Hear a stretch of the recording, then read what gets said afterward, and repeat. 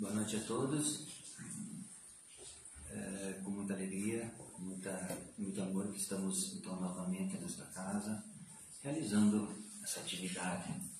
Convido a todos então para continuar com o pensamento elevado, aproveitando essas vibrações que se encontram nesse ambiente, de harmonia, de luz, de paz, de amor. Pedimos a Deus nosso Pai, a Jesus nosso Mestre Maior, nosso modelo e guia, a Bezerra de Menezes, que é o patrono dessa casa, querida Ana Maria, e aos nossos anjos da guarda, nossos protetores que estão sempre ao nosso lado, nos intuindo, nos orientando, tomarmos sempre as melhores decisões em nossa vida no caminho do bem. Que essa exposição, que essas explicações possam ser entendidas, compreendidas, para que possamos levar para a nossa vida, nossa vida profissional, nossa vida social, a nossa família, para que se possa facilitar então a compreensão e o entendimento de tudo o que acontece à nossa volta. Que assim seja. Irmãos, hoje vamos falar sobre um tema muito interessante que se chama reencarnação, né? Uma nova oportunidade.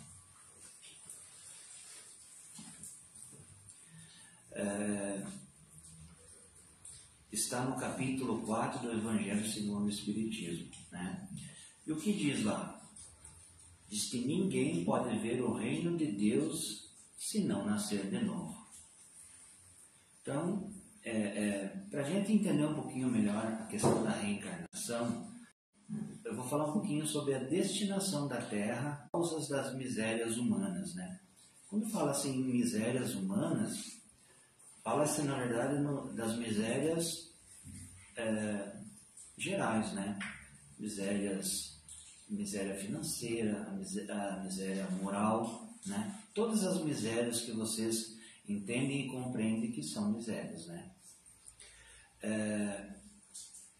A gente pode colocar de uma forma mais simples, né, essa questão da reencarnação e a compreensão do que acontece na nossa vida, para um ditado muito popular, muito comum, que é: cada um tem a sua cruz para carregar.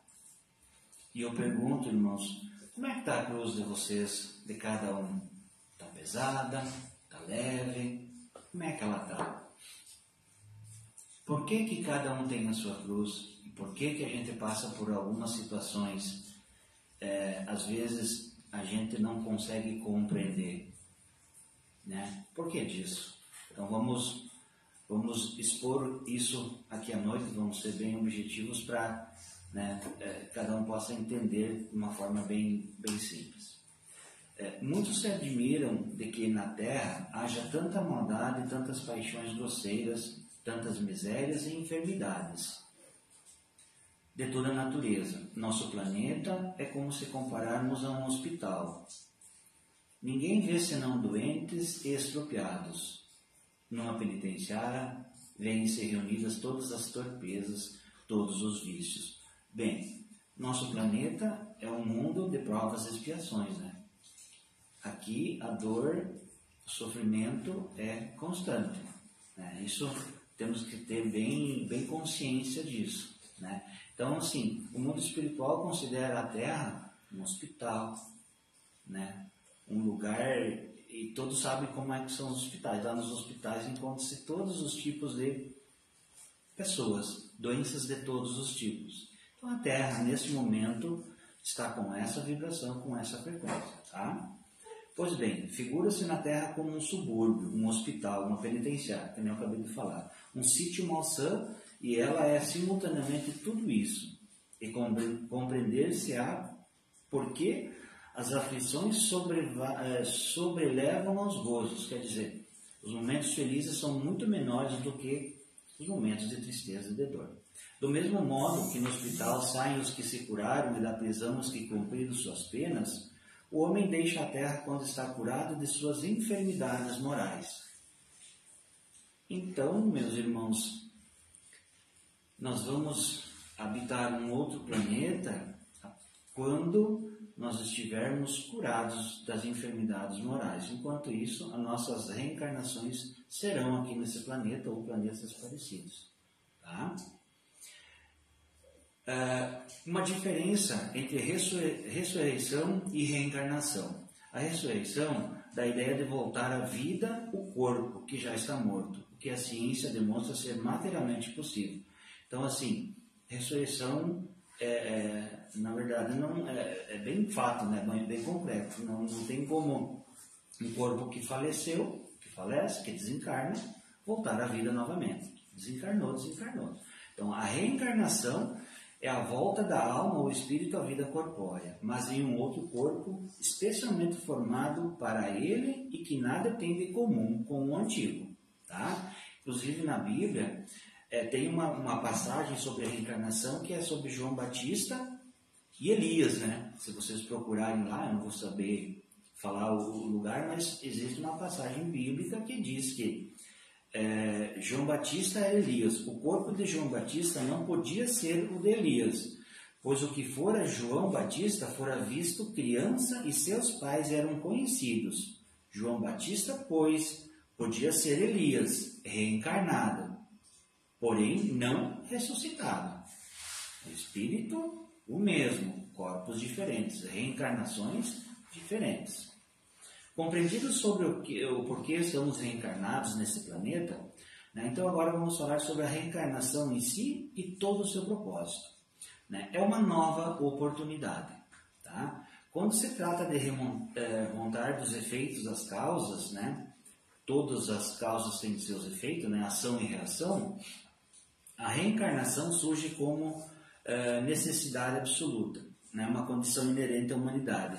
Uma palavra, é uma lei da natureza. Então, assim, não é porque a gente quer ou deixa de querer que ela vai acontecer, não. Ela é imposta, é uma lei da natureza e é para o nosso bem. Pelos seus resultados, ela se evidencia de modo, por assim dizer, material, da mesma forma que o motor oculto se revela pelo movimento.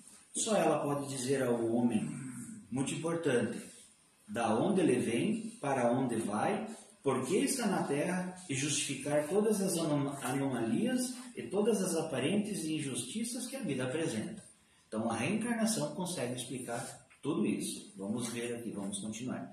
Sem o princípio da pré-existência da alma e da pluralidade das existências, ocorrem contraditórias interpretações.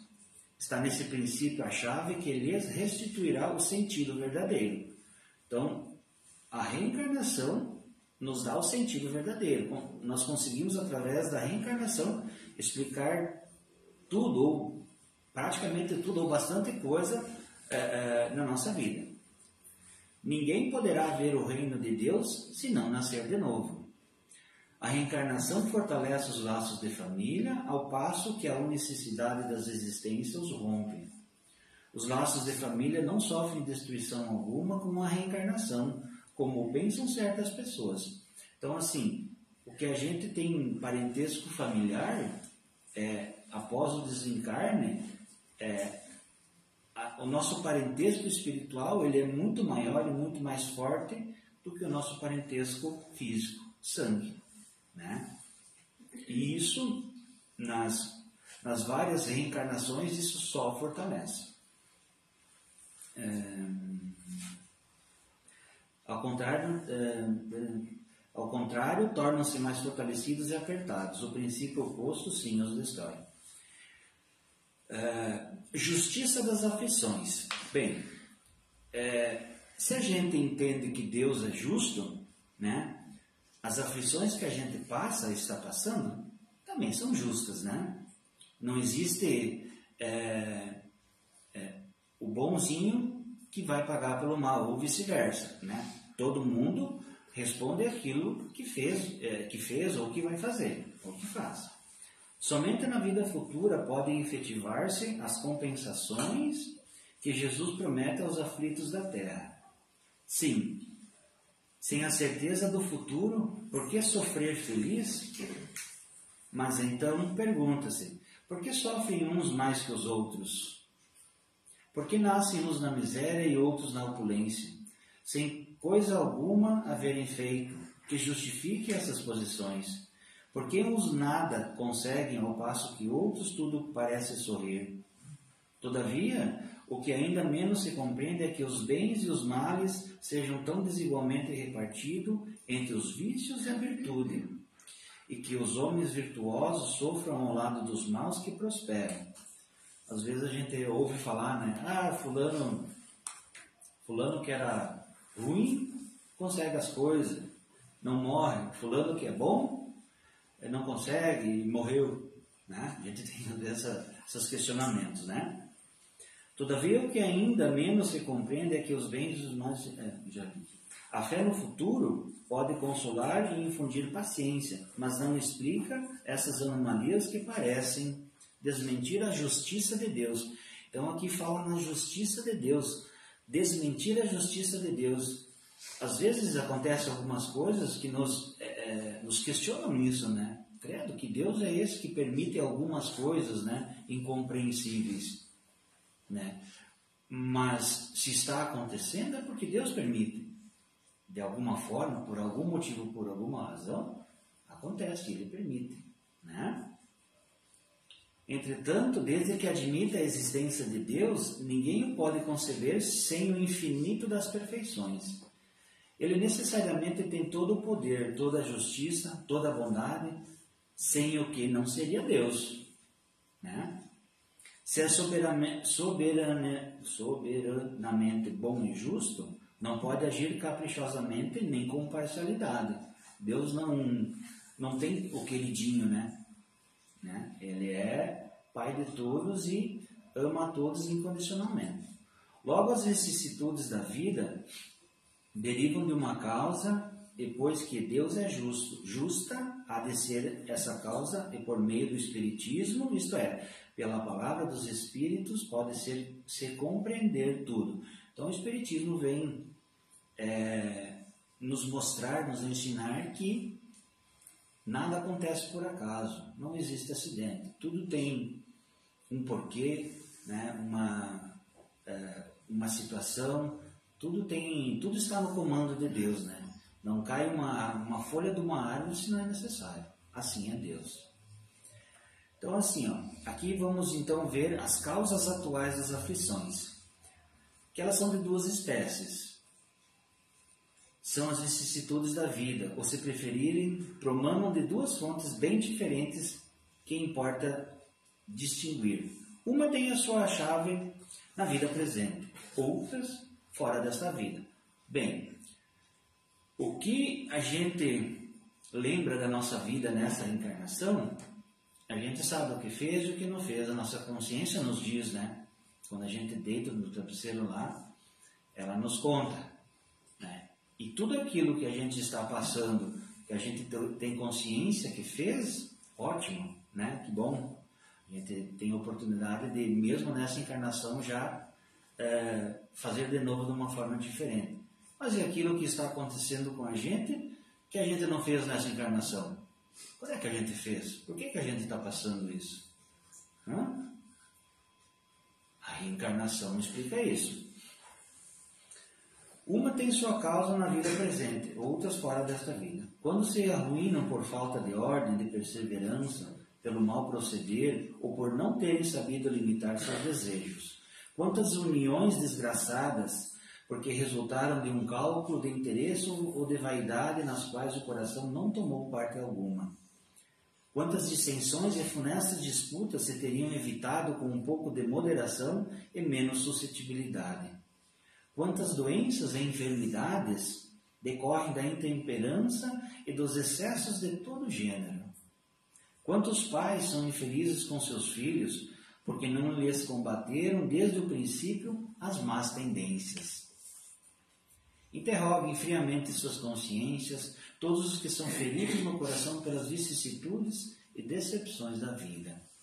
Remontem passo a passo a origem dos males, que o torturam e verifiquem se as mais das vezes não poderão dizer: se eu houvesse feito ou deixado de fazer tal coisa, não estaria em semelhante condição. Né? A quem então há de o homem responsabilizar por todas as aflições, senão a si mesmo? O homem, pois, em grande número de casos, é o causador de seus próprios infortúnios. Mas, em vez de reconhecê-lo, acha mais simples, menos humilhante para a sua vaidade acusar a sorte, a providência, a má fortuna, a má estrela, ao passo que a má estrela é apenas a sua incúria. O homem as evitará quando trabalhar por se melhorar moralmente, tanto quanto intelectualmente. Então, assim, meus irmãos, não existe culpado além de nós, né? Ou a gente causou, ou a gente acreditou demais, enfim, mas a responsabilidade sempre é nossa e a gente tem que reconhecer essa responsabilidade. E as causas anteriores das aflições? Mas se há males nesta vida, cuja causa primária é o homem, outros há também aos quais, pelo menos na aparência, ele é completamente estranho e que parecem atingi-lo como por fatalidade. Tal, por exemplo, a perda de entes queridos e a dos que são o amparo da família. Tais ainda os acidentes que nenhuma previsão poderia impedir, os reveses da fortuna, que frustram todas as precauções aconselhadas pela prudência, os flagelos naturais, né? os desastres, os terremotos, as guerras, enfim, situações que a gente não, né, são fora da nossa alçada, né? As enfermidades de nascença, aqui uma coisa muito importante salientar, né? As enfermidades de nascença, sobretudo as que tiram, né, os infelizes os meios de ganhar a vida pelo trabalho, né? Os pedintes, as deformidades, a idiotia, o cretinismo, os que nascem nessas condições certamente não hão feito na existência atual para merecer, sem compensação, tão triste sorte que não podiam evitar, que são impotentes para mudar por si mesmos e que os põem à mercê da comiseração pública. Então, casos que a gente compreende, né, sabe e vê, né, é o caso, é algo que acho que toca bastante a gente, são aquelas crianças, né, recém-nascidas ou com 3, 4, 5 anos com câncer, né, e assim, qual é a razão disso, né, meu Deus do céu, é uma coisa que toca tanto a gente, né, e que explicação a gente pode dar, né? É algo que foge da nossa razão, da nossa compreensão. Mas para Deus não. Existe uma razão, existe um motivo para que tudo isso aconteça, né? Porque, pois, seres tão desgraçados, enquanto, ao lado deles, sob o mesmo teto, na mesma família, outros são favorecidos de todos os modos. O que quer dizer, enfim, dessas crianças que morrem em tenra-idade e da vida só conhecem sofrimento? Problemas são esses que ainda nenhuma filosofia pode resolver, anomalias que nenhuma religião pode justificar e que seriam a negação da bondade, da justiça e da providência de Deus. Isso que eu falei, né? Deus. Se verificasse a hipótese de ser criada a alma ao mesmo tempo que o corpo e de estar a sua sorte irrevogavelmente determinada após a permanência de alguns instantes na Terra. Que fizeram essas almas que acabam de sair das mãos do Criador para que se viessem neste mundo a braços com tantas misérias e para merecerem no futuro uma recompensa ou uma punição qualquer, visto que não há podido praticar nem o bem nem o mal? Isso que eu falei das crianças, né? Elas não fizeram nem o bem nem o mal, simplesmente estão naquela condição. Todavia, por virtude do axioma segundo o qual todo efeito tem uma causa, o homem, pois nem sempre é punido, né? Ou punido completamente na sua existência atual. Se foi duro e desumano, poderá ser a seu turno tratado duramente e com desumanidade.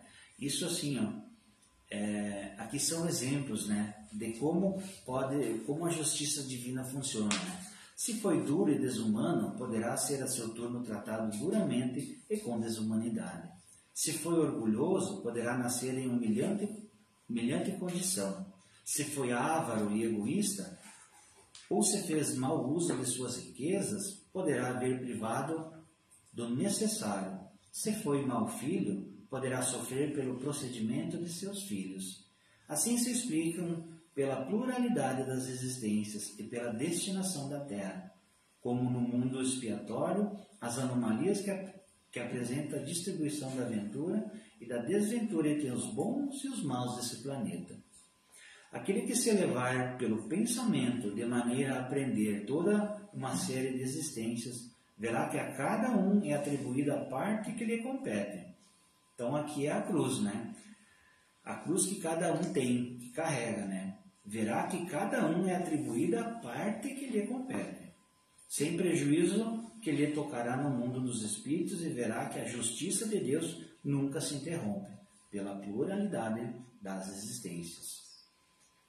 Rendamos graças a Deus que em sua bondade faculta ao homem reparar seus erros e não o condena irrevogavelmente por uma primeira falta. Os espíritos não podem aspirar à completa felicidade, até que se tenham tornado puros. Qualquer mácula lhes interdita a entrada nos mundos ditosos, aquilo que eu falei no início. Enquanto a gente não se curar das enfermidades morais, nós não iremos para mundos mais ditosos, mais felizes. Mediante as diversas existências corpóreas, é que os espíritos se vão expungindo pouco a pouco de suas imperfeições. A cada encarnação, nós nos tornamos melhores. É uma escola. Nós vamos passando de ano e cada vez aprendendo mais. As provações da vida os fazem adiantar-se quando bem suportadas. Como expiações, elas apagam as faltas e purificam. São o remédio que limpa as chagas e cura o doente. Quanto mais grave é o mal, tanto mais enérgico deve ser o remédio.